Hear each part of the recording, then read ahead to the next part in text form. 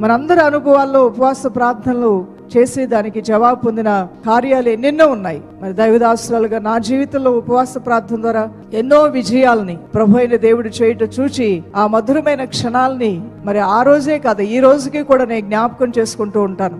ఒక నరుడు మాట్లాడే మాటను మరొక నరుడు వినటం గొప్ప విషయమేమి కాదు, కానీ మనం మాట్లాడుతుంటే సృష్టికర్త అయిన దేవుడు మనకి జవాబు ఇవ్వటం గొప్ప విషయం అయి ఉన్నది.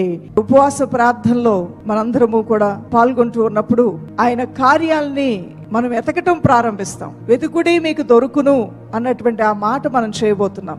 దేన్ని వెతుకుతాం? దొరికేదాన్ని వెతకం కదా. మరి వెతకాలంటే దొరకంది ఏదో ఉంది, దాన్ని వెతకాలి. ఈ రోజున నీ జీవితంలో నీ శక్తి ద్వారా, నీ సామర్థ్యం ద్వారా నీ వల్ల కాంది ఏదో ఉంది.